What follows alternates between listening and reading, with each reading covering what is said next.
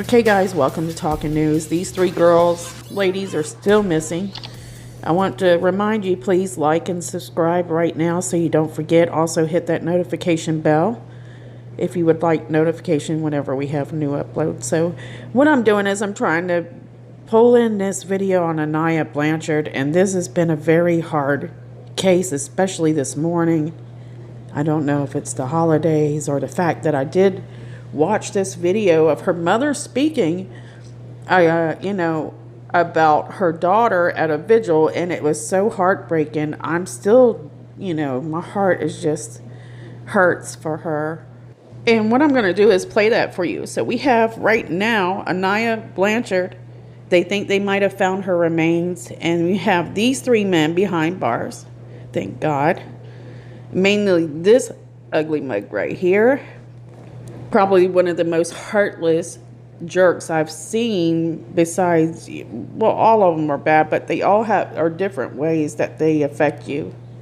Yazid here is an immigrant that comes into our country. We've had a lot of this lately, where we have a lot of immigrants coming into our country that think that they're untouchable and commit crimes, and they somehow have these huge gangs, and they're nurturing our children to do these evil things as well.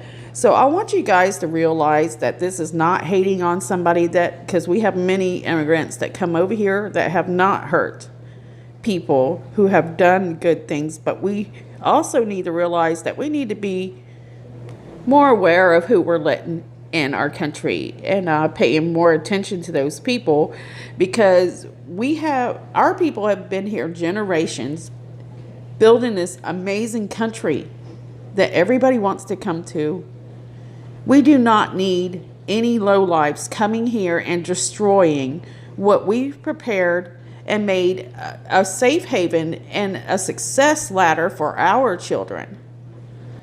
And it didn't come easy. We had to fight for what we have today, and we might not be perfect, but I can tell you, compared to other places in the world, guys, we have an amazing country. So these pictures that you're looking at right here are where they actually had tips of some remains that they found in Macon, Alabama, and we will go over that shortly. But what I want to do is, I really want to show you this video of Aniah Blanchard's mother talking at the vigil, and you can feel her energy, and you can feel her anger, and you can see her determination, just like us, guys. That's why we're here on this channel, to show the world that we will fight back. We will not allow people to prey upon our children, and we are awake. We know what's going on, and we're not going to put up with it. We're just not going to put up with it any longer. Enough is enough. We have rights, and we should be able to protect our children first over all things.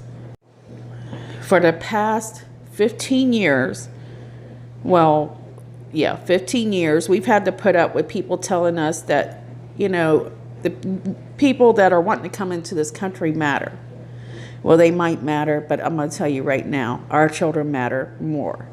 And getting our country back to where it should be matters the most. So our children that we've fought wars over, that we've overcome hurdles for, are now being put on a back burner, and that makes no sense whatsoever.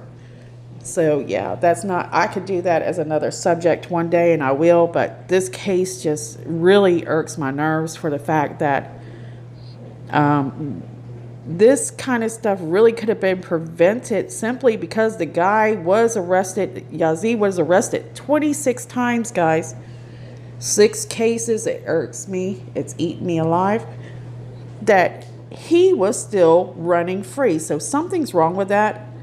And so if we keep this story in the light, and we keep saying we are not going to tolerate this, we'll find out why this happened and say it won't happen again. All right, so let's listen to Miss Blanchard, or Miss Harris, and hear what she has to say the other night And you can hear her talk in past tense. So I think she knows as well as we do that we did find answers. So here we go. I just want to say I'm standing here representing my daughter. First, I want to address the parents. Parents, you never think that something like this is going to happen to your child. You prepare them. You think you've prepared them enough. I thought I did. I talked to Aniah about it every day on the phone. Hey, Aniah, make sure you're not, going anywhere by yourself at night. Make sure you're not doing, yeah, Mom, I know. I'm good. Mom, I got this.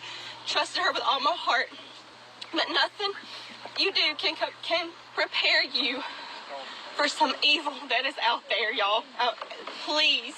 So I'm begging parents,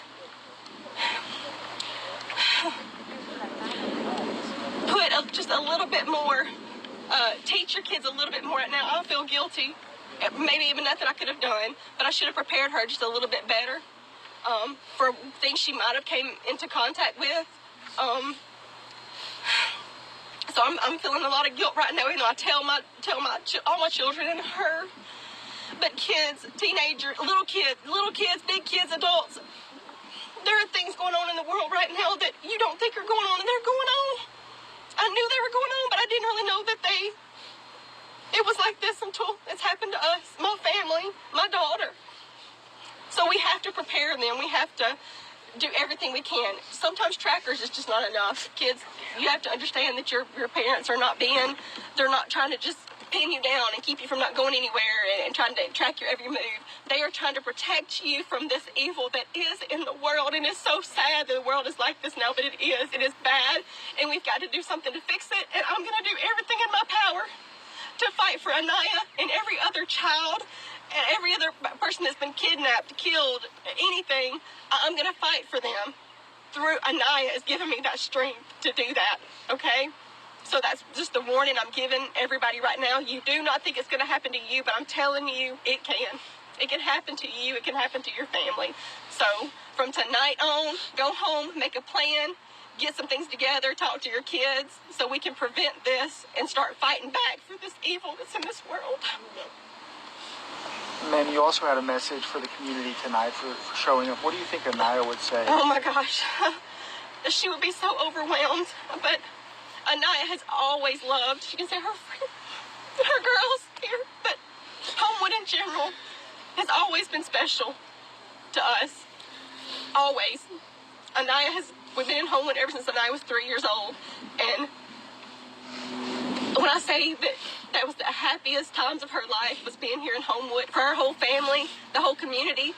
It's always been good, but now seeing the support that we have for what's happened to her, this would make, she's smiling right now in heaven. I can tell you that right now. She's not smiling, no. Aniah is laughing, and she's laughing at y'all. I can tell you right now, she's laughing at y'all. But this is making her heart smile. It's making my heart smile because we all know how special of a girl that Aniah was. She put everybody before her.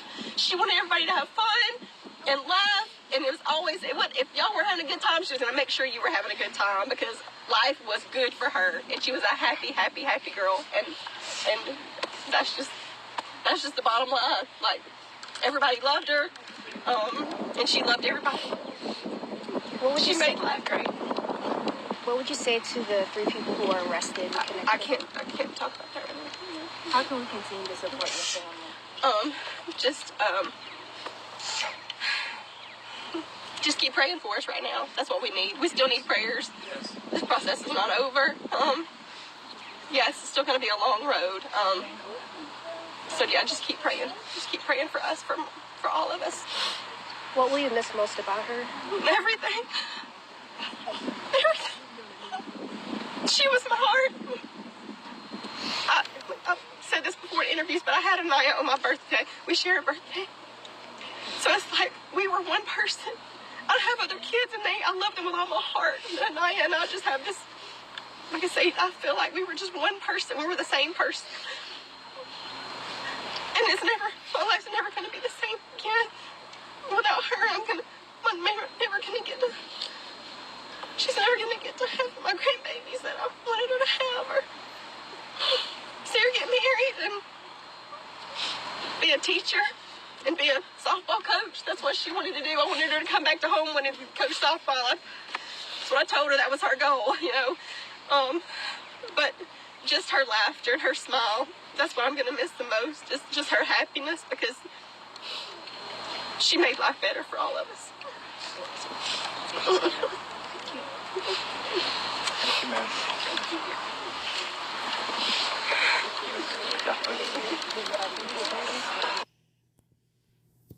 Okay, guys, so that's very heartbreaking, but I want to make sure I make myself clear when I was talking about this immigration. I don't want y'all to think that I hate people that immigrate, but I just want to make myself a little bit more clear. So we're dealing with people that are coming from other countries where kidnapping and murder, that's just a way of life for them. So when they come over here, they're bringing that to our children. So we need to be more particular who we let in here. We really do, because it really, culture does matter. And a lot of the stories that I'm covering like this, half of them have to deal with, you know, immigrants coming over here from countries like Somalia, where they're dealing with this kind of stuff. So this is why we're having more issues than usual. Like I said, that is another subject, and I'll go over that another time. But let's think about this. So we have Yazid, who is behind bars now, but should have been in bars ages ago. And now we have this beautiful young lady, Aniah Blanchard, who was missing, and you could hear her mother speaking at that vigil, very heartbroken, very lost and devastated, for lack of more intense words that I could use to describe how she feels, because this is a part of you. I mean, when something like this happens in your life, you just do not know how you can continue on, especially when it's fresh. A fresh wound is always feels as if maybe there isn't a light at the end of the tunnel, and she feels like she could have prevented this, like all mothers would do if this happened to them. She needs to know, firstly, this is not her fault. There was absolutely nothing that she could do to have prevented this, because, I mean, she was in a public place. Of all places, you would think that your children would be safe in an open area like that. So definitely, these things don't happen because you're prepared. They happen because you're not prepared. So these people are going to work around no matter what you teach your children. So what can we do to help prevent this? So there's only one way to do this, and we have to depend on our law enforcement, you know, our laws to protect our children. For example, this guy should have been behind bars. This would have never ever happened. For some reason, he wasn't. And he's committed, he was accused of the same crime that happened to Aniah. Basically, I mean, the most part, it was very similar to Aniah's case. But what can we say about these other two men? I mean, these are men that have been here for a while. You know, they have family, they have loved ones. Why would they help a man like this? What did they get from it? Well, as we all know, we realized that, well, Fisher worked as a cook at IHOP, and we know they don't make a lot of money. And the cost of living is it's very high. It's almost difficult for these type of families to survive out there, and so they're looking for ways to survive. And their only social life is with people, for the most part, like Yazid. And so this is going to touch their life in some way. So if you see this guy, he has a way for these people that are weaker to make money, even if it costs the life of someone else. It will make their family prevail a little bit. They're going to take that option. And so there's only one way to really prevent this, and this is harsh punishment. You've got to instill harsh punishment and stronger laws and send that message. If you commit these type of crimes, you will pay the price. You could see Yazid in the court, he was looking at the parents, shaking his head. He just thought he was invincible. And we need to make sure they know they are not invincible. So definitely harsher punishment is something we need. And I realize that we have an overflow of people behind bars, but I guess we're going to have to build bigger jailhouses and prisons. So what I want to do is go over this story a little bit with you guys. I know I wanted to speak on this, but I just feel so overwhelmed today. We got Thanksgiving coming and been dealing with some personal issues myself. As we all know, we have those ups and downs in our lives, so sometimes it makes things a little bit more difficult to think on some days, for me anyways. But watching Aniah's mother on that video, it really got to me. I felt so bad for her, and I wish there was something I could have done. And there's just nothing we can do other than try to show our support and show them, look, we will stand by you, and we will demand justice, and that we start protecting our children better. And we can only do that through harsher punishment. So guys, you have to start supporting, harsher laws, and you just got to. Otherwise, this could be your child. Now, I know I mentioned to you guys that the Alabama, that state is ranked as one of the #1 states in the USA that is corrupted in many ways, not just in one way. Your bigger cities have loads of new immigrants coming in, and they're coming from places you do not want them to come from. You also have gangs with our own children. Those are growing because that's their only option. They believe that's their only option. So we need to make sure that we have things going to where these kids realize doing these, getting in gangs is not your only option for success in life. Okay, guys, I apologize. I think I'm getting really emotional on this one. So what I want to do is actually, let's talk about Antwuan Fisher. The 35-year-old, the second guy that was arrested in this case. So he's the second person of interest / suspect. And he was apprehended by U.S. Marshals last Friday, so November 22nd, and joins the 30-year-old Ibrahim Yazid, the first suspect that was behind bars involved with this case. So I do believe that once they arrested Squirmy, that he was the reason we're able to get the information we're getting now. But don't think that his background is squeaky clean, because it is not.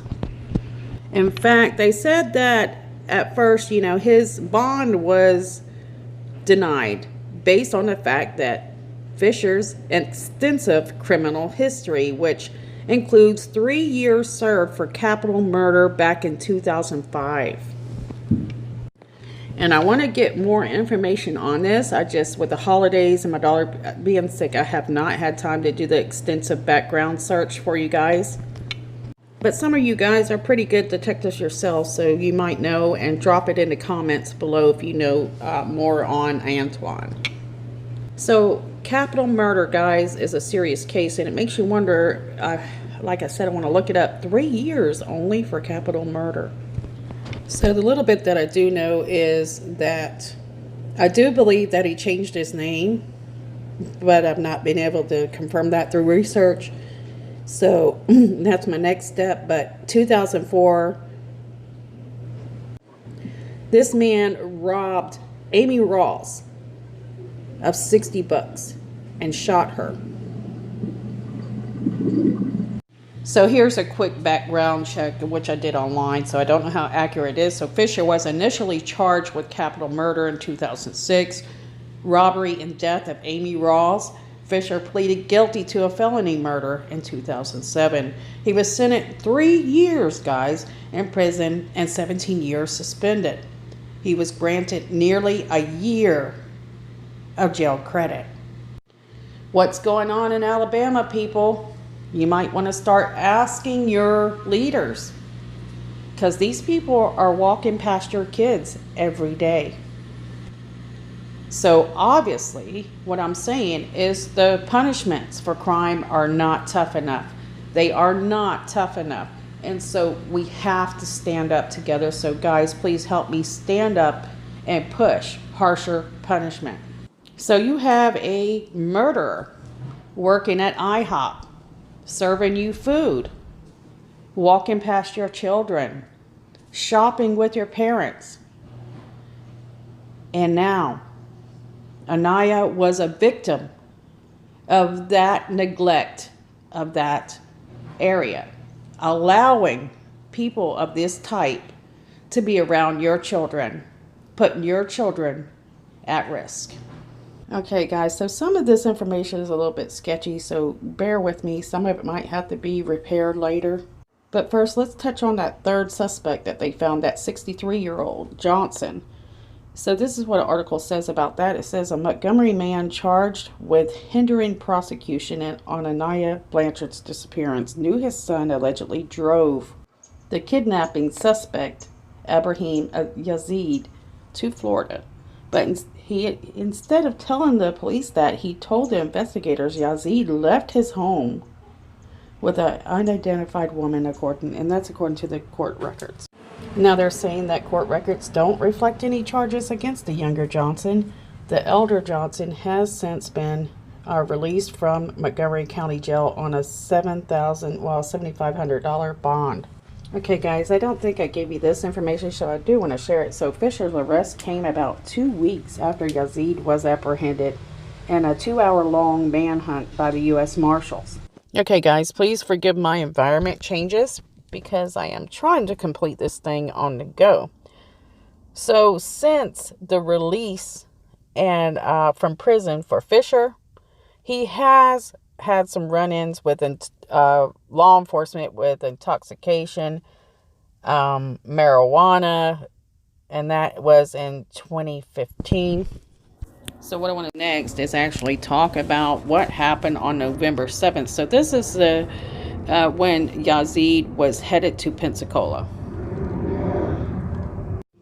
So the 63-year-old Johnson that was arrested, we're hearing that his son was the actual guy that drove Yazid from Alabama to Pensacola, Florida. So what we're hearing is that home that Johnson was in was on Placid Drive.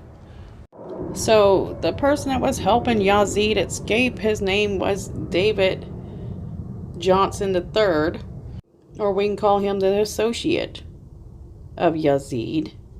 And he will also be referred to as the younger Johnson if you read articles on him. So on November 3rd, the police actually get a tip saying that someone sees Yazid at the Johnson's home, Placid Road. Police make a trip out to the Johnson's house, talk to him.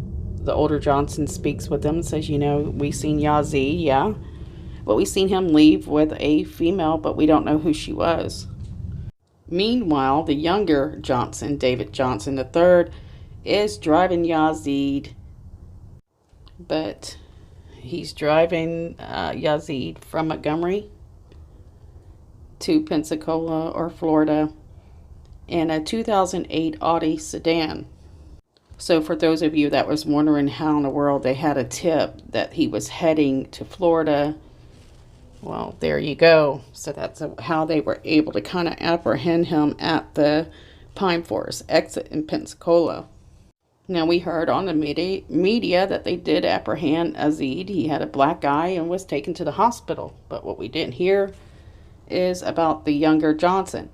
What we found out later, though, is that this younger David Johnson that was kind of aiding Yazid was also apprehended. And on November 8th, he was questioned for hours and hours by police. And then he had also written and admitted that he knew that Yazid was a suspected criminal or a suspect for the aniah Blanchard case and was wanted by the police.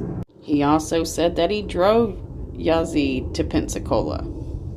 He also told the police that his father did know that Yazid was wanted by the law, and he seen Yazid leave with his son David when in that 2008 Audi sedan.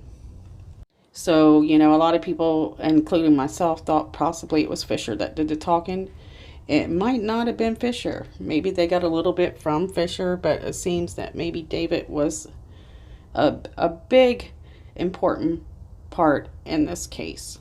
The way that they're keeping his name kind of quiet, I guess we're guessing that most likely he's doing some deals here, and you can't blame him.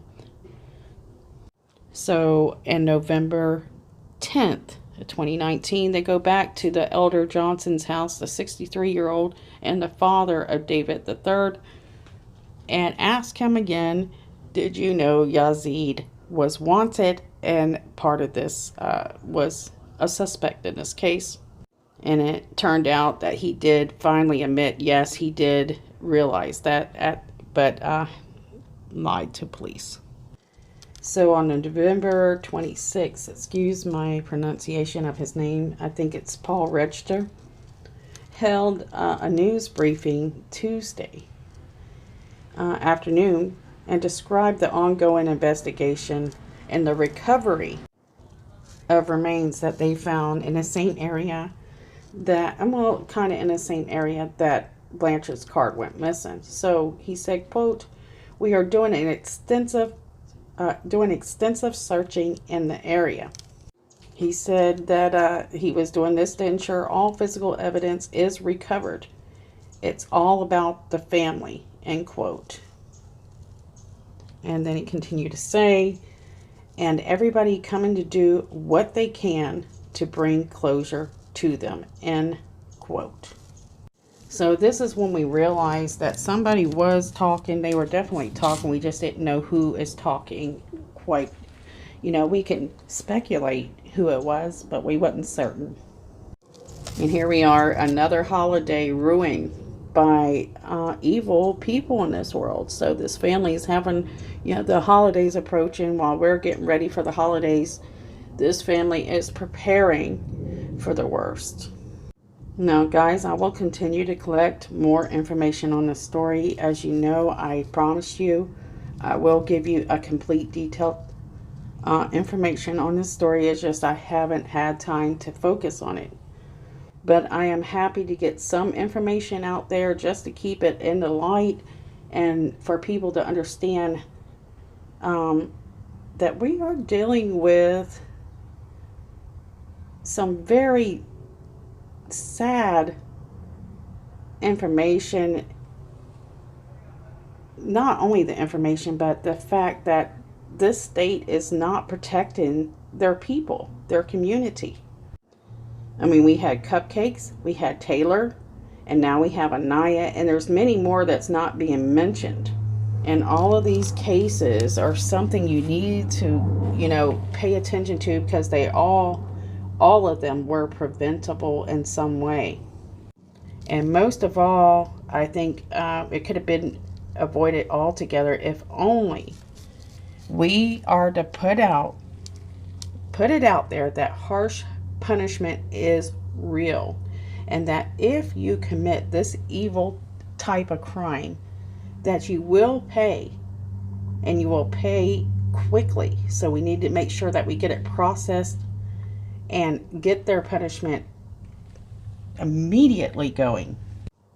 Just seems that the state is more making money off these guys just to get them back out on the streets, or they just don't have room. And like I said, when I get time to research the true answer, I will. But right now, we do know that they are letting these very dangerous criminals back on the street, which isn't fair to any of you. So right now, we have not gotten any answers on whether or not the remains that they found are of Aniah Blanchard, but we continue to wait. I sure hope. I don't know what's a timely way to get that information out. I would hate for them to get that on Thanksgiving, but also I would hate for them to have to wait for answers. This is really just a horrible thing that they're going through. I want to send my love out to that family, and I know you guys are too. We're here to support them, and we're always here. This channel is always here to keep the reality of what's really going on around us in the light. It's time for us to come together as a community. It doesn't matter who you are, where you're from. Protect each other, guys. It's time to look out for one another. Realize that your community, the people you live around and walk, work, shop around, those are your people. That's your family. That's your community. It's time to start looking out for one another. Start treating each other like you know this. All right, guys, I want to send you guys many blessings and best wishes. Sending out my love and thanking you for being here and showing that you care. Please excuse any mistakes because I had to throw this together like you guys don't know, super fast. Love you guys. Thanks for watching. See you guys soon. And we're sending out love to the Blanchard family. God bless. Bye.